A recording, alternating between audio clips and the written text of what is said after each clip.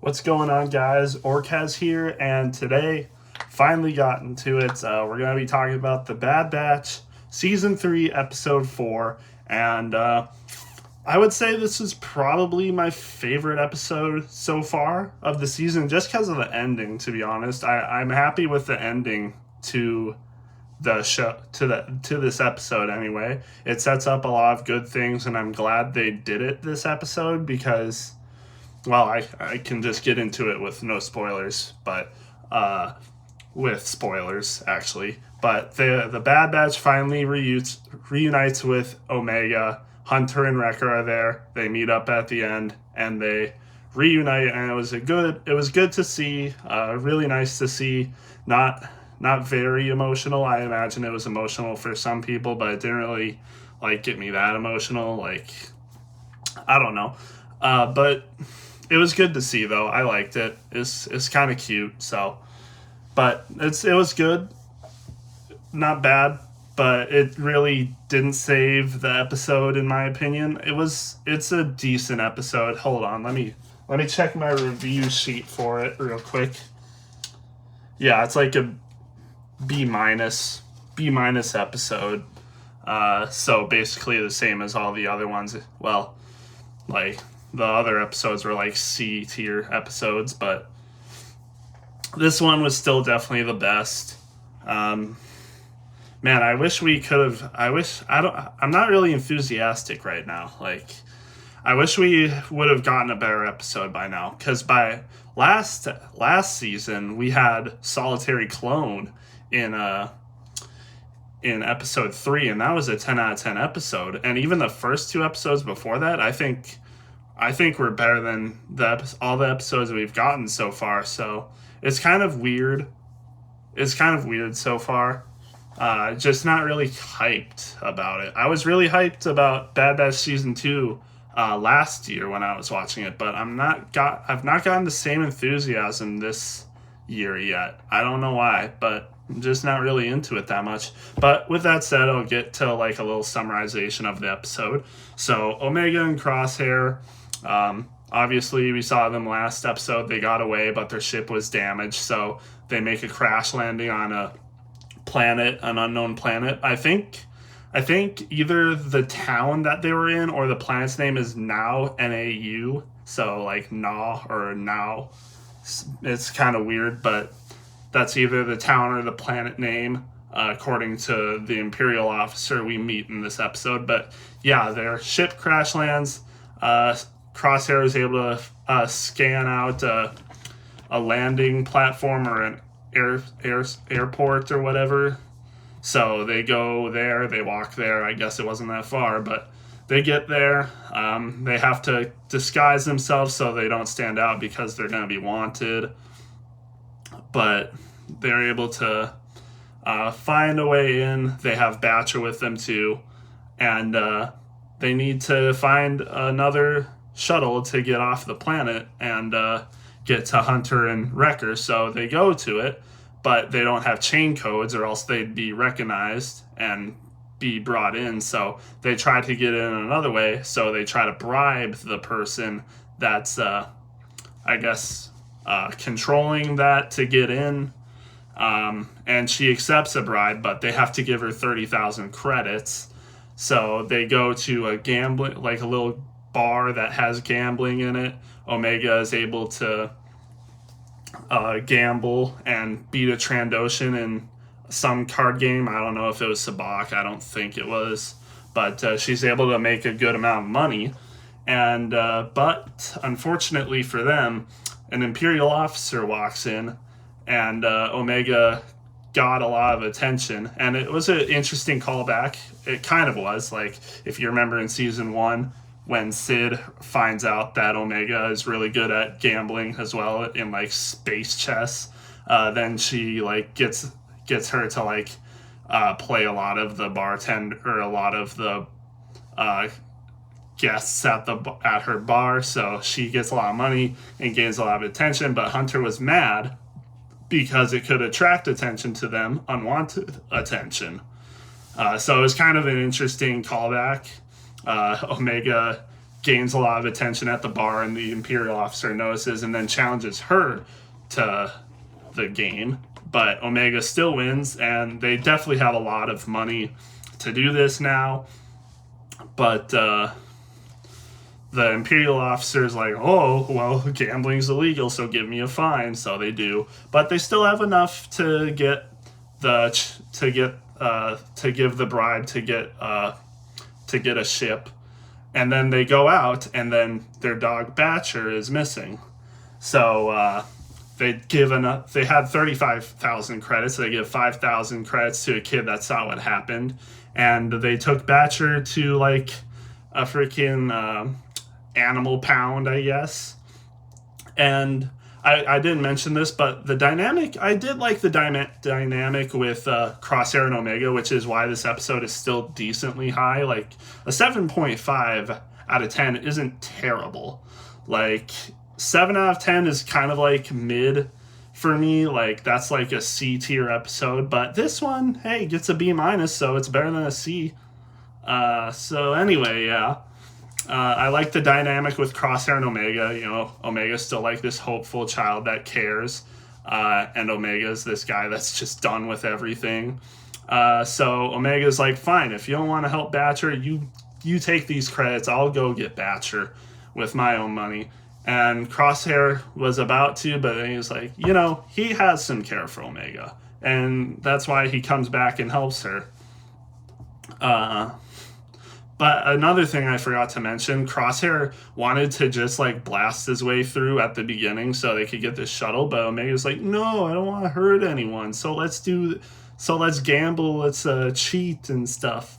Now, I don't know if she cheated, but she was definitely like gambling and kind of like being deceitful. So it's like, oh, well, let's just do this less evil thing in order to get what we want. And then it's so weird because then Crosshair joins her to get Batcher, but of course the Imperial officer and a ton of TK troopers, I think. I don't know if they were stormtroopers. I can't remember. I think they were TK troopers, but of course they were waiting for her because they knew Omega was going to come back and get Batcher.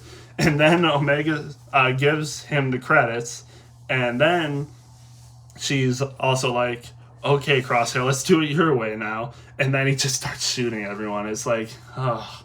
If we had just done this earlier, we wouldn't have had this whole gambling thing that took like freaking 15 minutes. So it's like, oh, well.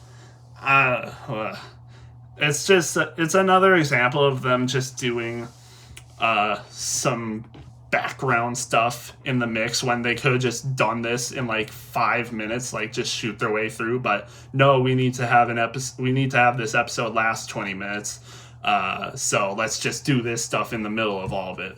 And then once Omega's in a bad spot, then let's shoot our way out of it. So it's like, I don't know. It's just a ton of unnecessary story and a ton of unnecessary plot. But they're able to get their way out of it. I did like the Jurassic Park reference where they let all the animals out on the TK troopers and the Imperial officer. You see those freaking, I don't know what you call them, but they're like mini velociraptors or something. And they're actually the same creatures, I think, from the D Squad episode in season 5 that Whack and what's his name? Meeber Gascon, Colonel Meeber Gascon, they used to ride those things in order to get to a town when they're stranded in the middle of nowhere on that one planet they crash land on. I'm pretty sure those are the same animals that they ride on to get to the town, so that's kind of cool. And then there's a bigger cage for a bigger animal that eats the Imperial officer, and I saw a lot of people saying that's like the same. I think it's called a Rafter or a Raftar that is in The Force Awakens. So that was interesting. And apparently the dinosaur friggin' bird creatures that I was just talking about, apparently they use Porg sound effects for those. So it's like, great, more sequel connections. But that's just what I saw. I thought the creature that ate the guy was the thing in season 4, the Zygerian Slavers arc, that Anakin fights, but apparently not. I thought it was because of the freaking tentacle thing, but I guess that was the Raftar and not the other thing that I just said. But oh well. I thought it was still a cool sequence regardless. Jurassic Park reference, like I said, but then they get off the planet. The Imperial officer's dead. They steal the ship, and then they contact Hunter and Wrecker, and they meet up on the planet, and they have a good reunion. And Hunter's like, "Wow, we've done all of this searching, but you were the one that found us." So it was kind of a cool reunion. I liked it. Good to see Hunter, Wrecker back with Omega again. Like I said, it was cute. And then Crosshair walks out, and then the tone changes really fast, and you see Hunter and Wrecker just staring at him, and they definitely do not look happy to see him. And you hear the music; it's like ominous. It went from like very cheerful and happy, sad happy, to just pure ominous and dark when Crosshair comes out. And I like that tone. Because you gotta think about it for Wrecker and Hunter. Like, Crosshair has put them through hell. Like, once he left them, he got them into this mess, basically. All this mess. You could indirectly say that Tech's death was kind of on Crosshair, because Crosshair wanted to be rescued. And Tech agreed. Tech was like the one that was standing up for him, was like, regardless of what Crosshair is now, like, regardless of what he's done, we have to go help him now. And then Tech is dead in the freaking rescue mission, or so we think. So it's like, yeah, Crosshair has put this group through hell, even Omega, but Omega, of course, still cares about her brother, still loves him. Yeah, I would think Hunter and Wrecker still do love him as a brother, but they're definitely very pissed at him right now. So that was interesting to see. It's a good setup for episode 5, I think, if they continue on with this. It was good to see, like I said, and I do like that it only took technically 2 episodes for Omega and Crosshair to reunite. Like, they escape in episode 3, and then they find their way to them in episode 4. I'm glad it didn't take a bunch of dilly-dallying. It didn't take, 5 episodes of Omega Crosshair adventures to finally get to Hunter and Wrecker. So it's good that they cleaned that up very fast. It's good that they found them quicker than expected, in my opinion. I didn't expect them to find them this quick, but they did, and I'm happy. But now they have to figure out what to do now and what the story will be like now that they're all together again. So it'll be interesting. I'm interested to see what they do now. I think episode 5 is going to be I think episode 5 could definitely be the best episode so far.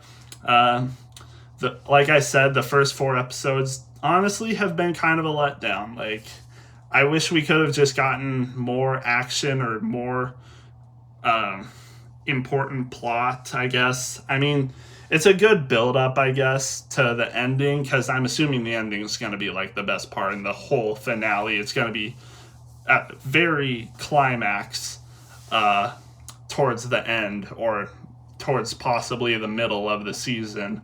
But this is kind of just an introduction, but I've still had some problems with it. Like I said, this whole episode could have just been avoided if they just did Crosshair's way and blasted through all of them. But no, Omega has to be that person that is like, no, I don't want to hurt anyone. So we had to do this 15 minutes of gambling stuff and dialogue between them, which I did like Crosshair and Omega's dynamic, but still, we could have just avoided all of that, because at the very end we just do it Crosshair's way anyway. So it's like, oh well. But that's my review of the episode. I thought it was okay. I thought it was decent.